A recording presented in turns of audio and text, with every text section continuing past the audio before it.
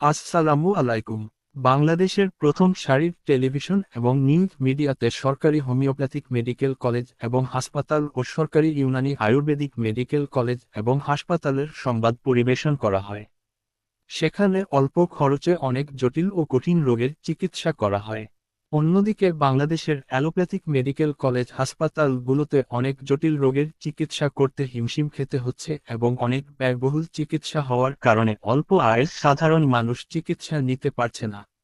অন্যদিকে সরকারি homeopathic medical college এবং হাসপাতালের ও সরকারি ইউনানি আয়ুর্বেদিক মেডিকেল কলেজ এবং হাসপাতালের নামমাত্র 10 টাকা ফি দিয়ে জটিল রোগের চিকিৎসা দেওয়া হচ্ছে।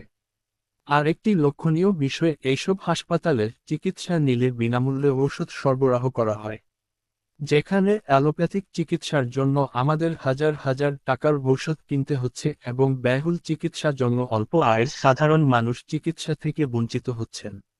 তাই সরকারের কাছে বিশেষভাবে অনুরোধ করা হচ্ছে বাংলাদেশের সরকারি হোমিওপ্যাথিক মেডিকেল কলেজ এবং হাসপাতাল ও সরকারি ইউনানি আয়ুর্বেদিক মেডিকেল কলেজ এবং হাসপাতালের চিকিৎসা বিষয়ে জনসচেতনতামূলক প্রচারণা এবং সঠিকভাবে চিকিৎসা প্রদানে সার্বক্ষণিক তদারকি করা প্রয়োজন।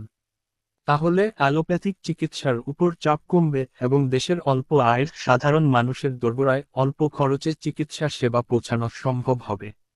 গত কয়েকদিন লক্ষ্য করা যাচ্ছে সামাজিক যোগাযোগ মাধ্যমে ছড়িয়ে পড়ায় সাধারণ মানুষের মধ্যে এই আগ্রহ তৈরি হয়।